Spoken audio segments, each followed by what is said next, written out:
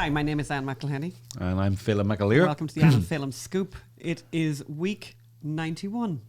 Week 91, Phelim. 91. That is 1 year, 9 3/4 months since the 2 weeks to flatten the curve lockdown.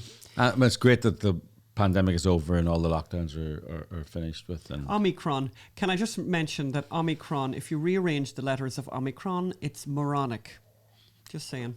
So, Phelim, what's happening in today's podcast?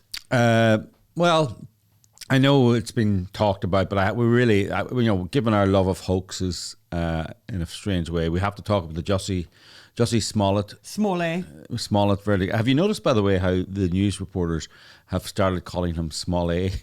Was he originally Smollett? He was Smollett originally, and then when Dave Chappelle did his piece, Jussie Smollett, the French actor, then everyone started calling him Smollett now. Anyway, Jussie Smollett.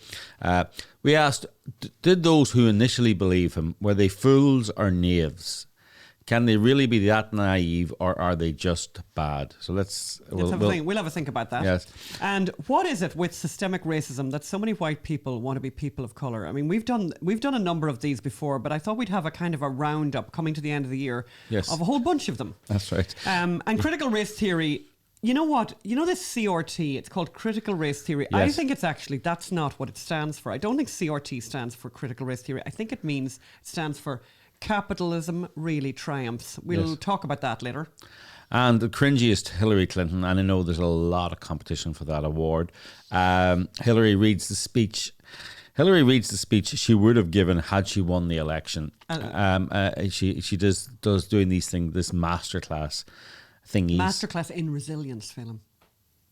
Resilient. It's a masterclass in resilience. I suppose actually, she's quite a resilient character. She's been through a lot. Indeed. Yes. And Crazy California, you've worked really hard. Go on ahead, to open the outdoor part of your restaurant, and guess what the city has decided to do now? I'm sure they've just decided to encourage you and let 1,000 flowers bloom. No. So China, get this, China makes a dramatic clampdown. Go on. Or actually outlaws clamping down, so to speak. Yeah, that's one you're going to have to hang on for because it's kind of an interesting one. Yes. Clamping down. Just think of clamping down, and we'll explain that more. Clamping. And we have a guest. Clamping. We have a guest chef today, which we're very excited about. Oh, we have a guest chef. I didn't know this. Magda's mother is in town, all the way from Poland, and we have a recipe from her, which we're really excited about. Oh, that's and we want to nice. remind you that it is coming to the end of the year, and we want to share actually some interesting information about that one of you guys actually sent us and reminded us of, which we didn't know about, that this year is a particularly good year to make a tax-deductible donation to our 501c3. Tell us the details, Anne. This year is different than other years. Magda will have to explain it to me. But in terms of what you're allowed to deduct, in the past, it was between 20 and 60%. This year, it's 100%. Wow. But you have to do a couple of things to make that happen. So for those of you who are doing those givings at the end of the year, we will have all that information. We'll both send it out in an email, by the way, to people. We're going to put it in the show notes. But we really need you to give what you can. We are not where we need to be at this point of the year, unfortunately. But we have, at the same time, we've raised an awful lot of money. But the money obviously has gone to the film. It's gone to a wonderful project, the My Son Hunter movie. We'll give you more details about. So this is the best year. It's the best in terms of taking money from Uncle Sam. Yes, this is the best year ever to give a middle finger to Uncle Sam and say, you know what, I would prefer to spend my money in ways that I know making the Hunter Biden movie. So unreportedstorysociety.com, but we'll talk in more detail about this wonderful opportunity. Yeah. Okay, so what's on the show? Let's go into the show. Jussie Smollett. Smollett and those who supported him at the time. And it was incredible. Can I just say about my husband, Phelim McAleer, that when this happened, this story was first reported, that this man at 2:00 in the morning in Chicago was accosted by these MAGA-wearing, hat-wearing people, etc., etc.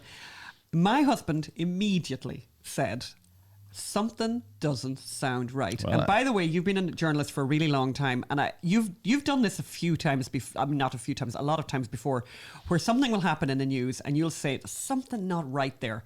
And often I'm like, really? I don't know what, but you're.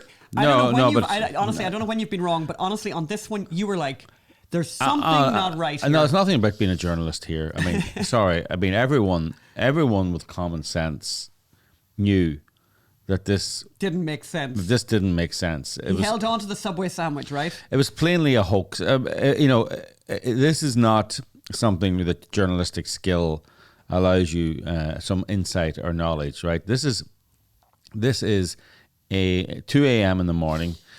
Look. 99% of America had to Google Jussie Smollett's name after this attack. I had to Google his name. We hadn't heard of him. No. I'd never heard of him. No, we never watched Empire. But Empire, I think, had a couple of million views. True, right? in a country of 300 million. And a couple of 300 million. So maybe, it's 98% then, or 97% or 95%. And I believe it was aimed at the African American community. Empire, I'm not sure.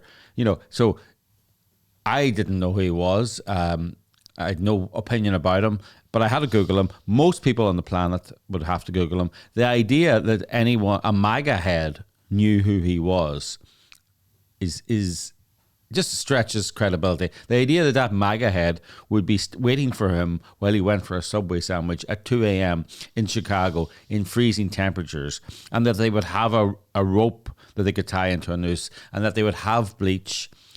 And what was the third thing they did? Oh yeah, they said, this is MAGA country. This is MAGA country. And they used the N-word, and they knew he was gay. Like, I mean, God knows, I didn't know who Jussie Smollett was, or Jussie Smollett was, but I definitely didn't know he was gay. Who knows that? Like, who knew that? What do you think? Was it because he was very well dressed, maybe? Handsome, But the thing I think that's amazing wasn't it true that he held on to the Subway sandwich? I thought there was something about him holding on to the Subway sandwich, and he was still holding on to the Subway sandwich when the cops arrived. Well, yes. Which, by the way, I've never had a Subway sandwich that was that good, but you never know. Like, I have to say, if you've ever fallen down a flight of stairs when you've got a pint in your hand, you always hold on to the pint. There's a deli here in town. What's it called? I don't know what it's called. It's in downtown, and we've sometimes gone down there. Can you there. use the Googling there, Magda? There's a downtown deli that does like a number 17 it's not or something. Cantor's, is it? No, it's not. No, it's like a number 17, and it has that meat. It's Erlingers what's that meat called that people like? Downtown deli. What do you call that meat, Magda? Pastrami, I don't know. Pastrami. It's got a pastrami on rye, but with Russian something and all kinds of stuff. It's a number 7. It's a number 17. Well, I'm making up that number, but it's a number something. Number 19. And it was downtown LA, and you used to just love it. No. Langers. There you go. Langers. It's Langers, and if you open that, I bet they're pastrami sandwich at Langers. Number what? Number 19. And honestly, I think if Phelan was being beaten up and he had a Langers number 19 or whatever in his hand, I'm telling you. Well, there's no point in losing the Langers number 19 just because you. In fact, it would make me feel better afterwards. Our neighbours at our old home actually were the ones who introduced us to that. Yes. And honestly, really great. I mean, it's been going since 1947, and they've been making delicious. Since 1947. Yeah. We should go there. Just say one thing: that armies of leftists came out to immediately recognise that something that a racially charged attack had happened, that it was a homophobic attack. Well, I just want to talk some more about the ludicrousness of it. There were certain facts established very early on, and they came out. And it was, yes, he held on to the sandwich, but the noose was around his neck, right? When the police arrived, the noose was still around his neck. I don't know. I don't mind that, because I think that could be like that he was so traumatized that he didn't think to take the noose off. I don't know. And that maybe there was evidence on it, and that they could pick up that evidence. Yeah. Anyway, so there was so many things, and then he immediately cooperated but didn't cooperate with them, wouldn't give him his phone, etc. So this just smelt to high heaven. This is not funny. I remember when the rape on campus story in Rolling Stone magazine came out. I read the article, and funny, I stopped reading it when she was thrown violently onto a glass table, and the glass table smashed, and I'm going, this is crap. This is not true. Why? It was too dramatic? It was too cinematic, right? When something is cinematic, it's generally made up. The real world, if you've ever been in a court case and listening to a murder case, which I have been in many, or an attack or a punch, like, it's chaos. Nothing doesn't work like the movies. People slip on, people aren't like the movie. the force that it takes, throwing someone on a glass table and the table shattering. By the way, glass tables don't shatter anymore. Right, they're designed. They're all these places. The safety standards are so high. You'd have to shoot the glass table, and then it would crack into two pieces. Right. So this is somebody who's watched too many movies and wants to tell a story that to elicit sympathy. Then you had these people come in, and some of them are politicians, and some of them are journalists. I just have a whole bunch of, obviously, Joy Ann Reid, who is supposed to be a journalist, was one of them. And she said nooses never really disappeared as messages of a very specific kind of terror. But every time they're used, my God, it's chilling. Praying for Jussie's full recovery and for us all.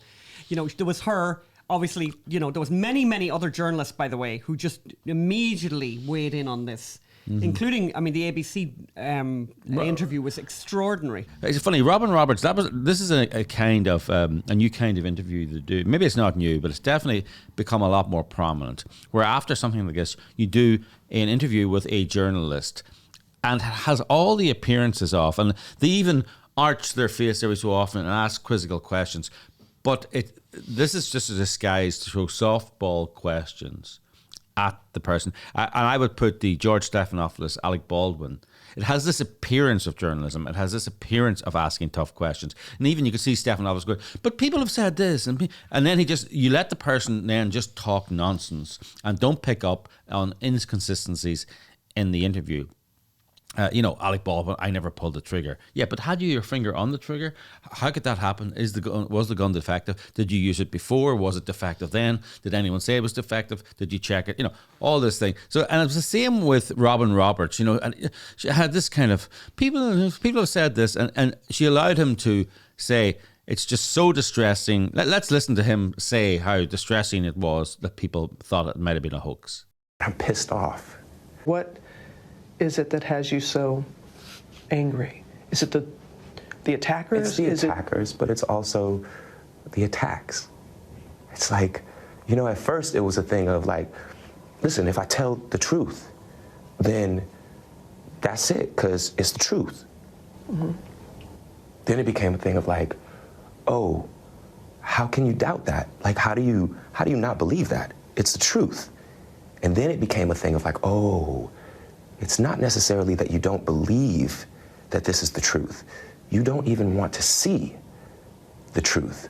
That's all fine and dandy, right? The next question is, look, what are the chances of someone being in Chicago at 2 a.m. with a noose and bleach? How did they know you were there? How did they know that you'd be walking out of the subway at that time? It doesn't pass the smell test. But that didn't stop all of the great and the good, like Kamala Harris, Alessandra Ocasio-Cortez, etc., and all of these guys, Cory Booker, Joe Biden. By the way, Joe Biden said, what happened today to Jussie Smollett must never be tolerated in this country. We must stand up and demand that we no longer give this hate safe harbour, that homophobia and racism have no place on our streets or in our hearts. We are with you, Jussie. And by the way, just amazing for him to weigh in that quickly on a story that hadn't, the police hadn't, got their investigation together at that point. It's not good. They shouldn't be doing this. But so this goes back to my question: are they stupid or are they bad? No, that's virtue signalling. That's making sure that everyone knows that I'm on the side of the guy who says that MAGA people are bad. I need to be right up there with that guy. But that's irresponsible. The maximum jail sentence for each of these charges is 3 years, but he's likely to get probation. I have to say, I don't think he should get probation. He was trying to ferment race riots. We saw with George Floyd, 30 people died in those race riots. Billions of dollars of property damage, communities devastated. So basically you think the man needs to get jail time? I think he has to. No, he does. And by the way, what was it? Did we hear that 3,000 police officers were 3,000 hours. 3,000 hours. And it's like Chicago, they're killing kids. Did you see in Chicago there, a child was killed in a shooting attack, and the mother or father 3 days later was laying flowers at the memorial, and somebody came up and shot him as well. Dead. And you never hear anything about it. You never hear anything about it because they're spending 3,000 man hours investigating fake race attacks. As you know, we did the Ferguson play. We used the grand jury testimony and recreated it on stage. It was very, very dramatic. Do people think we should recreate the Jussie Smollett case on stage using the actual transcripts from the trial? Do you think there'd be interest in it? Would you go? Would you watch it online? Would you contribute to make it happen? Because I'd be interested in doing it. There's an awful lot of trials at the moment, by the way, that are super interesting. Like it just seems to be, for some reason, all of a sudden there seems to be an enormous number of them, including, by the way, I suppose the pandemic shut down a lot of trials. And the Tyrannus trial that's going on right now. And Gillian Maxwell. And obviously Rittenhouse as well. And Rittenhouse, yeah. Well, Gillian Maxwell, I mean, I haven't been following that closely, but, this smells to me like, let's get the funny, obnoxious foreigner and bang her up. And that means we don't have to look into Clinton. We don't have to look into other people who we don't want to go there. But we have to do something. We messed up with Epstein. We need a fall guy. So let's get the foreigner who's not that likable, really, and who's the scion of a rich person who was a crook. So it just smells to me of that, but I haven't really followed the case that close. She may be guilty. I haven't followed it that close, but I'm very suspicious. It's a very politicized environment. Yeah, and I'm skeptical. So what else? Well, following on from Jussie Smollett, it made me think, and I know race hoax, etc. It made me think that there's, people talk about systemic racism, and when you're at Christmas with your family, your extended family, you might have some difficult people there who might be pushing systemic racism. I want to look at this picture we're putting up on the screen right now of these, how many have we got there? Of these 5 women. Now, you'll recognise some of them, by the way. These 5 women have one thing in common. First of all, they're all intellectuals, by the way. So these are all academics. These are all women who have achieved quite something in terms of academia in the United States. They've leaned in. They've leaned into academia. What? I'm just quoting Sheryl Sandberg. So these have achieved a lot in academia. But I'll tell you what they mostly have in common, which I think is interesting, is they've all claimed to be people of colour, and all of them are white. And it's actually it's almost funny. We're going to go through them. Here's the first one here, which I love her, Jessica Krug. And we've done some of these before on this programme, on this podcast. And I just what did she claim now? So here's what Jessica Krug, first of all, she's a George Washington University professor. Wow, okay. She originally claimed, I love this, she originally claimed to be North African black. Then she decided she was US rooted black. Then Caribbean rooted Bronx black. But the truth is that this woman is actually a white Jewish child from suburban Kansas City. So she's basically Whitey McWhite is who we're looking at there, Jessica Krug. And she got found out. Can I just say something about her, actually? That's a very interesting place to be. 40 years ago, being Jewish would have got you, some progress as a minority. But it's very interesting the way the Jewish, and this goes back, one of the best books of the year, by the way, or maybe it was last year's, a book called Jews Don't Count by David Baddiel. I'm not sure if it's available in America. You can buy it on Audible or on Kindle. But it's one of the chapters is about how Jews have been, Jews are both white and non-white. Oh, interesting. Yes, when they do not get the advantages or entitlements of a discriminated minority. And by the way, there's been no minority more discriminated against in the last 50 years than the Jews. Like many people tried to wipe them out and almost succeeded. Yes. So, but they're not. So they really have a claim to being a persecuted minority. And get reparations. But she knew the way the world is, and she is a Jewish person. I mean, we call her white Jewish, but Professor Krug. Professor Krug was a Jewish person from Kansas, and she realised that would not get her not be an advantage at all, and would be a disadvantage. So she claimed to be black. All kinds of black, by the way. Yes, all kinds of black. Yeah. But anyway, she got found out. Then let's look at this darling. So this is a woman who is a grad student of the University of Wisconsin-Madison. Her name is C.V. Vitola Haddad, and I think the really important thing to know there is that she uses non-binary pronouns, but she is not a person of colour. She's another person who claimed to be a person of colour. Who did she claim to be? She just claimed to be, she claimed to be black. The next one we've all seen before, Rachel Dozell. Obviously, she was the leader of the NAACP, and she was an adjunct instructor of African Studies at Eastern Washington University. Can I just say? And Can I she's just not- say what? She's not black. Can I just say NAACP? What's that stand for? Just for those who don't know, it's the National Association for the Advancement of Coloured People. Yes, and advancement of coloured people. And she was the leader of and it. she was advancing herself, and she was a white person. Yes. So, yeah. So she's a real sweetheart. And then this darling here, Andrea Smith. Look at this woman. Andrea Smith was an associate professor of media and cultural studies at the University of California, And Riverside. claiming to be Cherokee. The other woman, which we looked at, I think it was last week or the week before, is Carrie Burasa, who was, you know, a Native American professor of public health, who it turns out is actually not Native American. Even though she claimed to be Native American. She was head of Native American Health Canada. She was on all these boards. And she obviously saw a great advantage there by claiming to be Native American. She saw an advantage there. There's Elizabeth Warren there, you know, just looking at her. So these are smart people, inverted commas, right? Inverted commas, but anyway, these are people who are smart, who looked around the world and thought, you know something?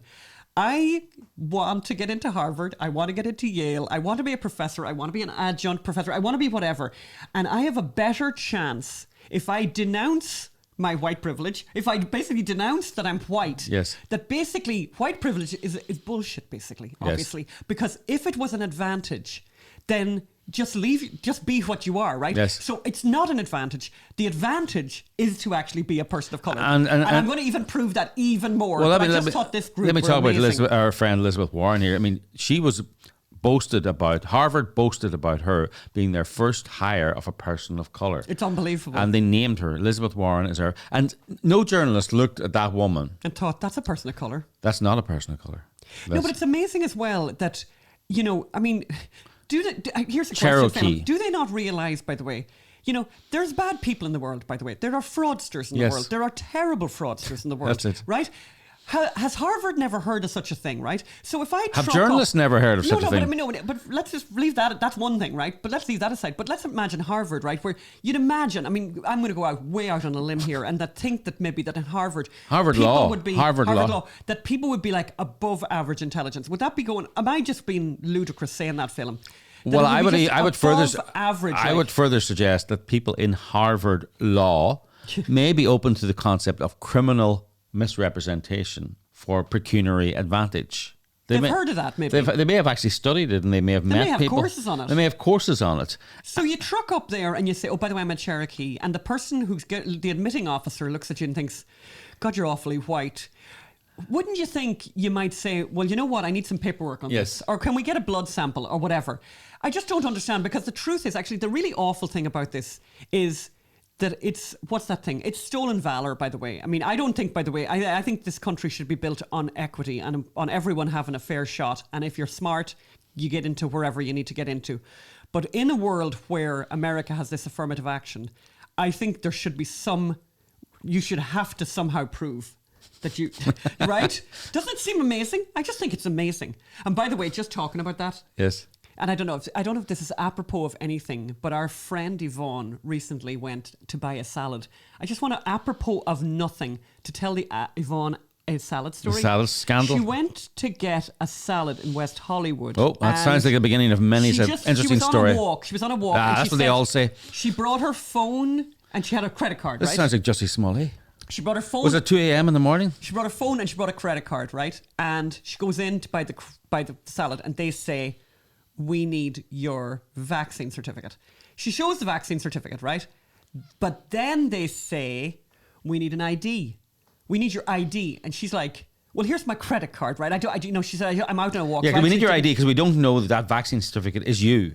You know, so basically, anyway, yeah, voter ID, whatever. Yes. You know what I mean? No, she's saying, so it's racist. It's racist to ask someone to produce their ID to vote.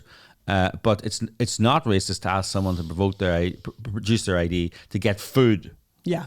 To get food. There you go. So But just to finish on this, and I'm not quite finished yet. So basically, there seems to be something very funny going on with people of colour, that it seems to be an advantage, actually. Because smart people are telling us it's an advantage. Yes. So smart people are telling us it's an advantage. Okay, but can I just say something? Can I just say something?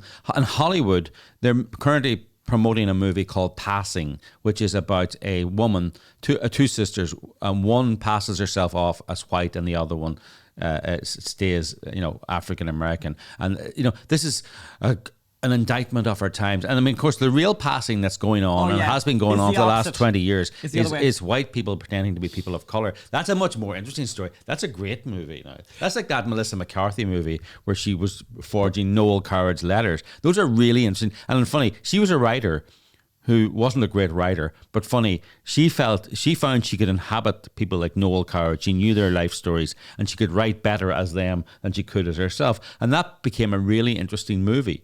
I think a really interesting movie is someone of who's white passing themselves off as colour. Yeah, well, to further emphasise the fact that there seems to be some advantage to being a person of colour, let's look no further at our old friend Ibram X. Kendi, who again comes up this week. And who is that now? Ibram X. Kendi is the author of How to Be an Anti-Racist. And basically, as we said in the teasers, what is CRT?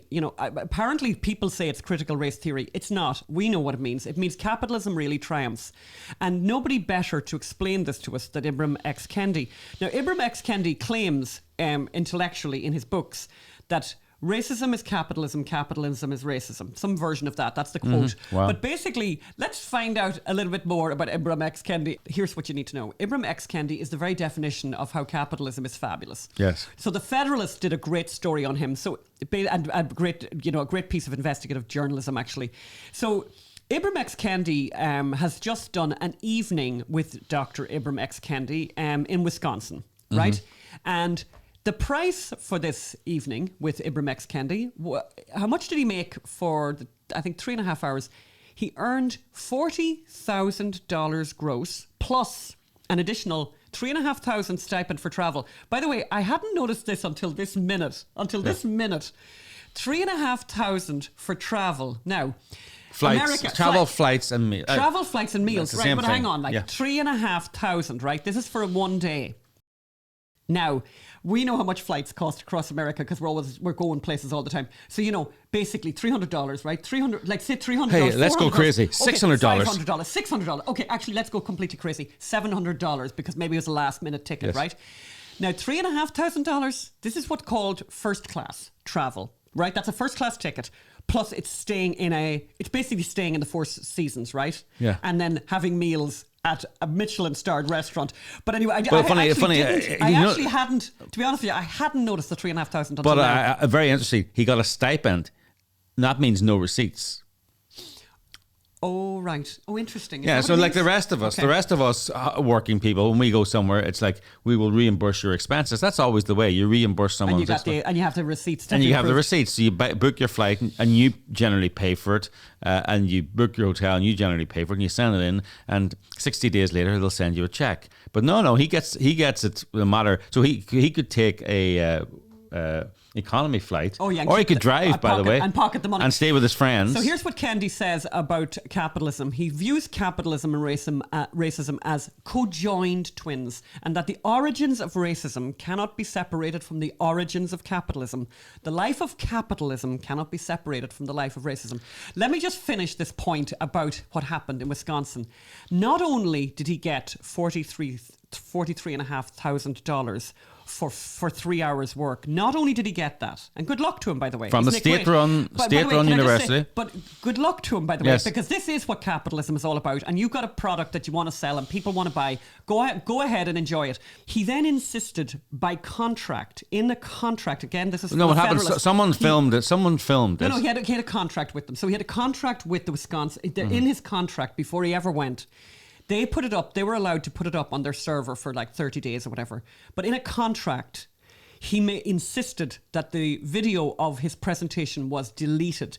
They had to delete the presentation. Yes. So after spending $43,500, they didn't even get to keep a copy of the speech. And here's the question that brings up.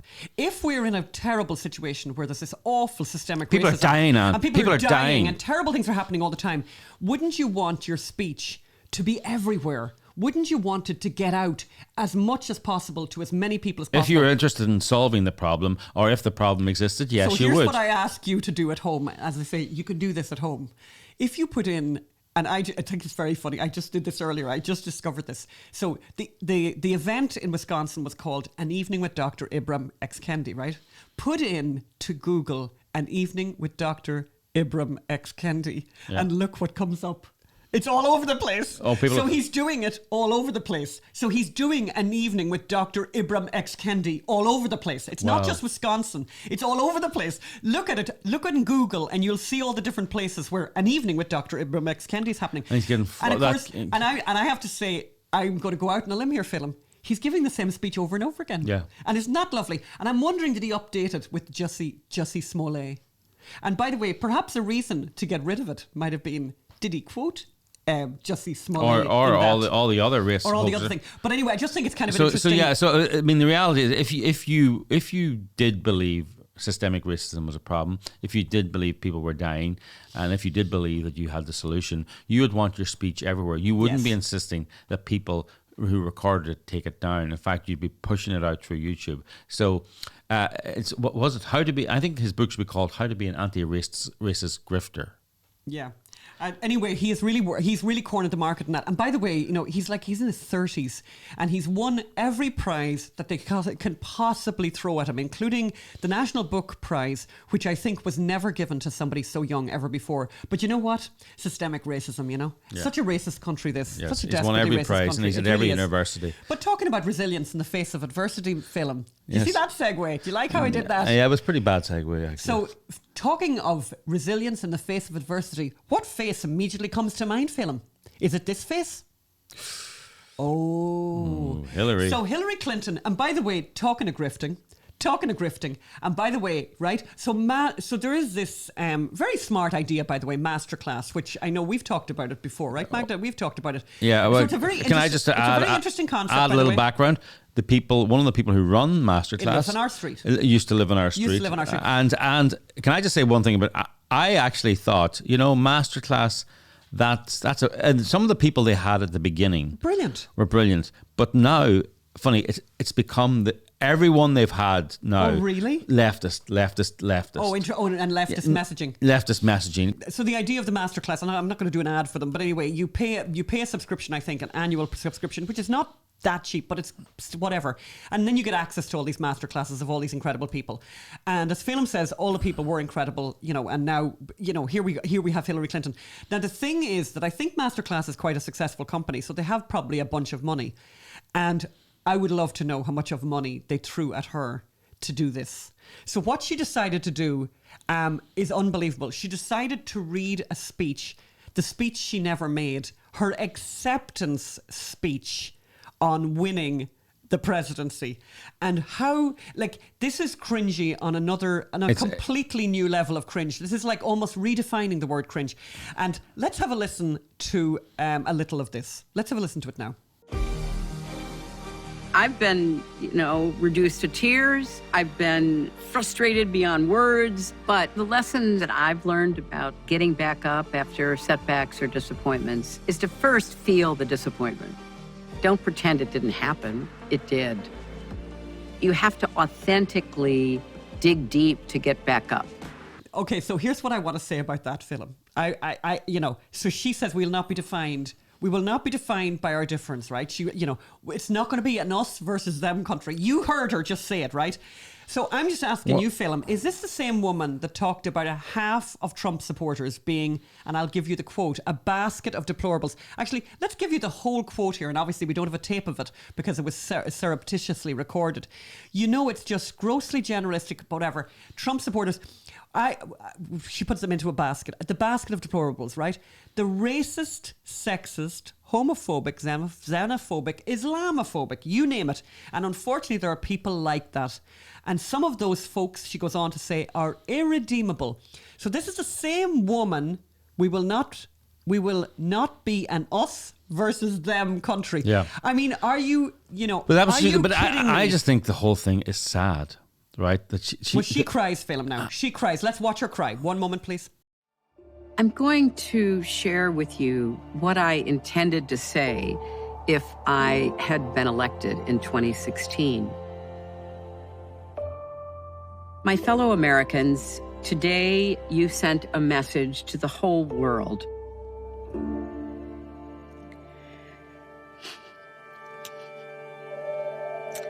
Yeah, but she's crying for a different reason than I'm saying it's sad. I mean, get over it, Hillary. I mean, of course it's hard to get over, right?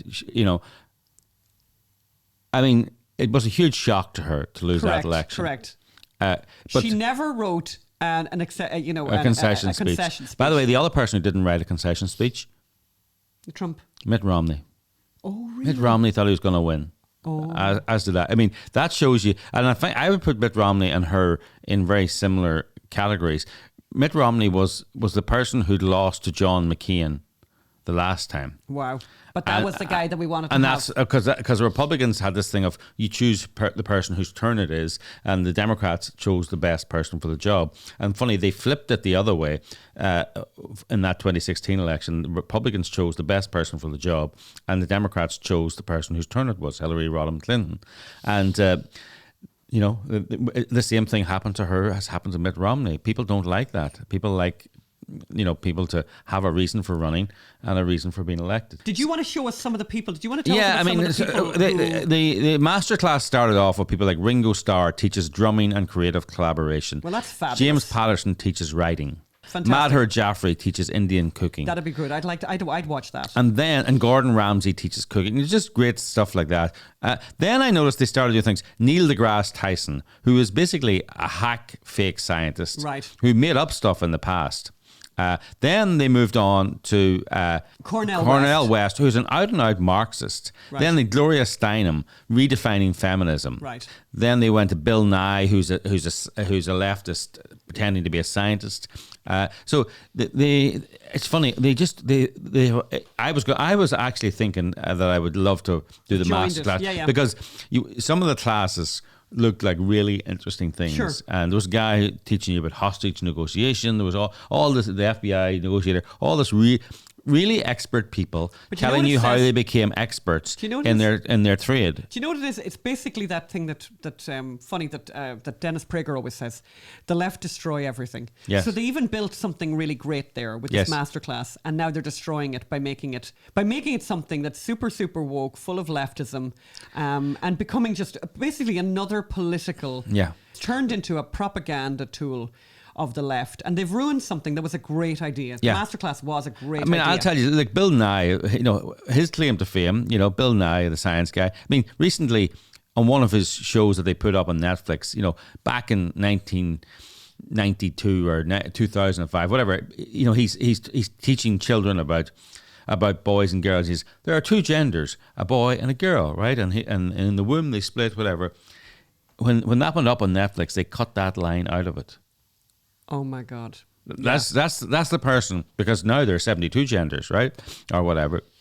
That's the level of person they have on as a masterclass. That's fine. Look, he's a political hack. He's got his spiel to give. I don't object to that particularly. But let's not pretend that's a masterclass by an expert. Yeah.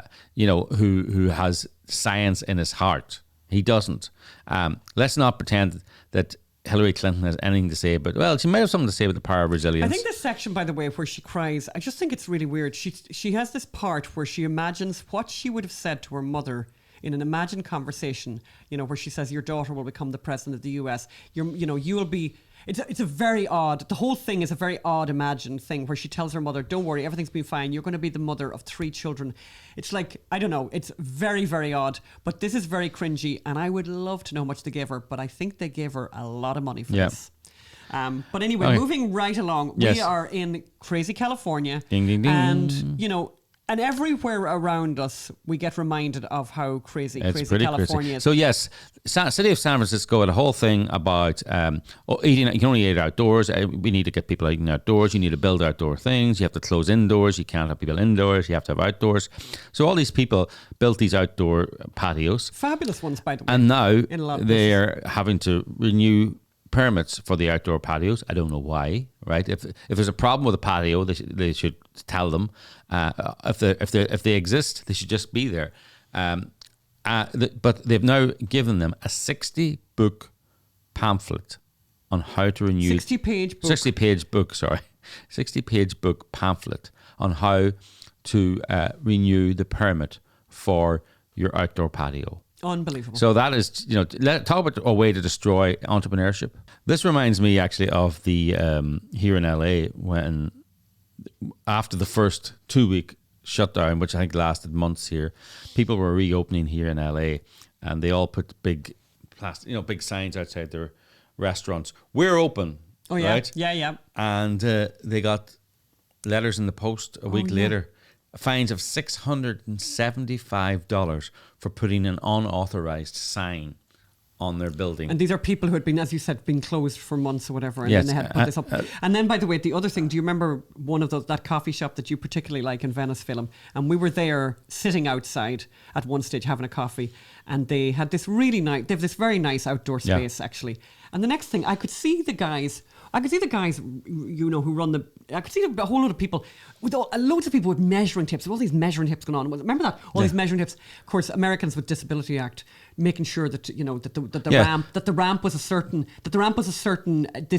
all of this specified because basically if you are inch wrong. Our friend had told us someone had gone through all the restaurants in Venice and put in Americans with Disability Act claims. And what to make a fortune, you get between 5,000 and 10,000 for every violation. So if the ramp wasn't big enough, if the toilet entrance wasn't big enough. And for any of you, by the way, who think that we're being cavalier about people with disabilities, this is in Venice, where you kind of walk on the sidewalk because they have the homeless encampments. So don't on the one hand tell us that you care about people with disabilities, and then on the other hand have sidewalks that are completely impassable because of people building encampments on these permanent encampments on these pavements. Bob Dole died last week, and he was a great man in many ways, but one of the things was people were saying one of his great achievements was he ushered through the Americans with Disability Act. This is a disaster for small and big businesses all over America,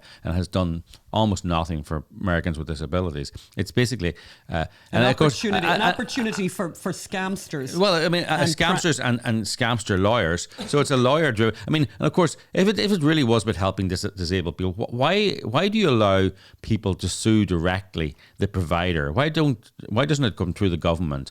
Why don't you get a warning and a notice in the post that you can fix? No, it's someone walks in and there's people now. There's a guy who robbed a bank and got shot robbing a bank, is in a wheelchair, and he's made hundreds of thousands of dollars in LA just sending these notices to businesses and getting $5,000 to $10,000 a pop. And there's things like the mirror in the bathroom was too high. I couldn't see it in my wheelchair. And we have a friend who has a business, so we know that one for sure. Yes. Where they walk in, they measure where the mirror is in the bathroom, and it's 1 inch less or more than what it should be. Done. And they get the money immediately. Yes. And so all those people, by the way, complaining about the Texas abortion law, it is modelled on the Americans with Disability Act. It is modelled on the California experience of the Americans with Disability Act, where people can directly sue providers. It doesn't go through a government agency. So you reaped what you sowed. People saw that was a very effective way of closing down businesses, in this case Planned Parenthoods and abortion clinics, but it's been used to destroy businesses all over America for the last 20 or 30 years. So, talking of Planned Parenthood, we got a very good segue. I've got a very good segue into our next story, Film. So what's China? We have this story about China clamping down, Film. What are they clamping down on? They're clamping down with clamps. They're clamping down. No, they're clamping down on clamping down. They're clamping down and clamping down. Go ahead, Film. Explain it. Well, let's just read the headline in the Washington Post. In need of a baby boom, China clamps down on vasectomies. Yes. Go on. So, it's just more That's of all this. you need to know. And of course, the Washington Post. It's like this So this is a result of the population scare from the 70s and 80s and 90s and even the 2000s, where the world was overpopulated, where there was too many people. There was going to be 7 billion people. Of course, because of that scare, people stopped having babies, and because liberals and leftists made it too expensive to have babies because they wouldn't allow you to build houses. So everyone's living in little boxes, so people don't have children. And because they've been trying to destroy the family for the last 30 years. So no one's having children, particularly in China, which had a one-child policy. And now China is sitting in a situation where one child is going to have to support 6 people. The parents and the grandparents. This is another example, by the way, of, leftist propaganda, leftist lies. I mean, destroying for decades, we have heard, and by the way, children all over the world have had this message forced down their throat by teachers, saying that there is a population disaster. The world is too many people. There's too many people. We don't have enough food for all the people. Too many people. I mean, everyone has talked that. Yes. And the truth now is, if you look at even all the leftist media are now acknowledging, oh gosh, there's not enough babies. Oh God, there's not enough babies. And whose fault was it? Massive crisis. By the way, on top of that, and I saw a headline recently. I wish I had it right now, where basically also people aren't having children because they're so depressed by what the future looks like. Climate and change. they're depressed because of the leftist ideology, which is so depressing, so anti-life, so anti-progress, so anti-optimism. And Anti-people. and as you say, you reap what you sow. And look what's happened. People aren't having children. Yeah, people aren't having children. So China is facing this massive it is facing a population explosion of old people, and they're going to have one person. If this family has one person, maybe they don't have one baby. Then we're going to have one person looking after 12, trying to make enough money to pay for the care and medical needs of 12 people. That is not.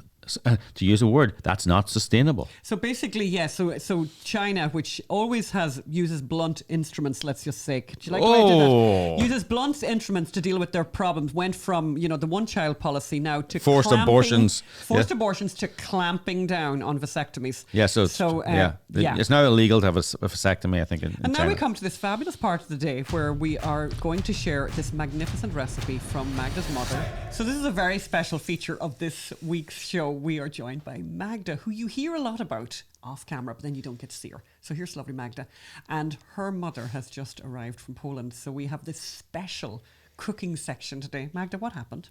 Well, so the backstory is that my mother wasn't able to visit for 2 years. So she hasn't seen her grandson for 2 years because because the US border was closed to foreigners, but not all foreigners. Some foreigners were able to come unvaccinated and untested, but my mom, despite being triple vaxxed at this point and tested and all of that, wasn't able to come until just now. So she's here for Christmas, and my kiddo and herself are in love, and they're chatting in Polish, and they're baking stuff together. This is, by the way, and that's really lovely and everything, and that's a really happy ending. But I have to say, for everyone to realize, there were some really unhappy stories. People who were separated, people whose parents maybe got ill or something in another country. This terrible things happened with these ludicrous rules. And as Magda is alluding more gently than I would like to the fact that meanwhile, hundreds of thousands of people have walked into America across the border,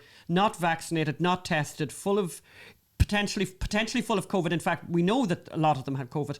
No problem at all. Zero problem at all. But as she said, her mother, triple vaccinated and with her visa, with everything, all her paperwork correct, separated from her grandson for 2 years. It is horrible. But we're trying to make up for this is a happy ending. This is a happy story. So we're not showing his face or we're not saying his name because we're not sure if this entertainment business is so good for kids. Okay. And another audience advisory is that if you are a germaphobe or you are very concerned about COVID, you might want to skip this because there's a lot of finger licking and putting it back in the dough and all of that. But this is a dessert that they're baking for the godparents and the film who are coming for dinner, and it's all family, so we're putting it in the oven and hopefully the high temperature is gonna kill all the germs. we don't mind. Yes. Please, God. So the ingredients, we're showing the ingredients here. Fresh apples, 3 glasses of flour, 1 teaspoon of baking powder, 2 egg yolks, and 1 whole egg, and 2 tablespoons of sugar and some butter.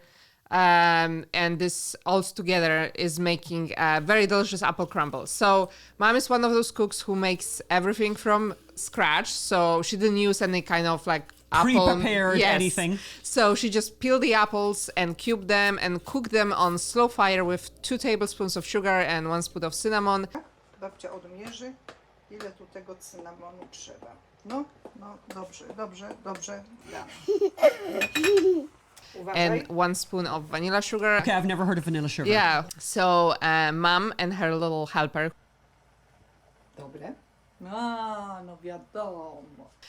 Made the dough with 3 glasses of flour, and here she actually mixed 2 glasses of normal flour with 1 glass of almond flour on my request. Oh yes, because some people are weird. sort of ish keto, right? Kind of. And she really regretted doing that. So yes, she's very unhappy with me. She wasn't very happy with the result. It's just the result wasn't quite her standard with the almond flour. So can I just say, don't do I that. Interject by saying, and I've loads of respect for Magda on diets and all that kind of thing.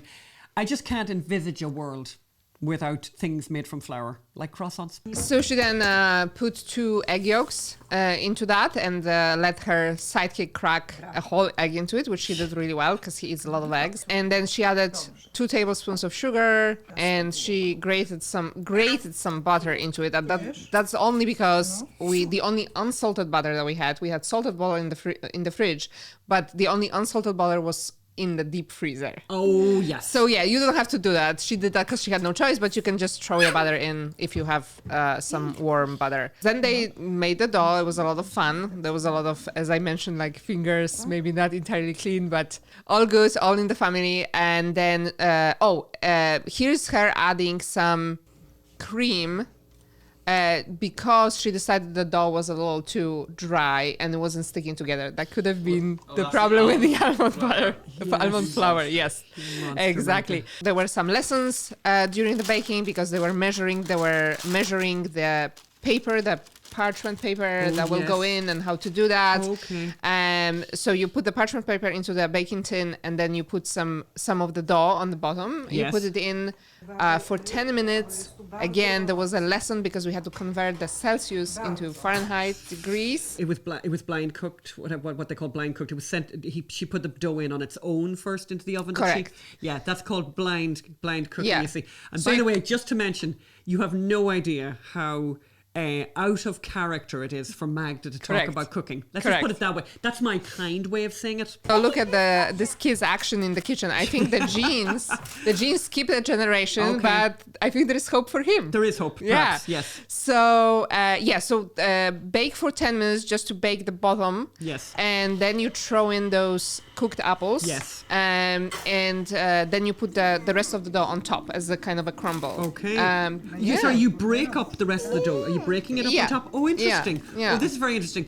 And we will take a photograph of it. Did it come out of the oven already or is it going into the oven tonight? It was all baked. It's all as you baked. can see. Oh, look how And, beautiful it is when it comes out of the came oven. out and it was, of course, taste tested already Had to by be taste the tested. people who made it and course. some other people who Yes, who turned up. Yes. Yes, look at this. Seeing Look what at they this think. happy scene.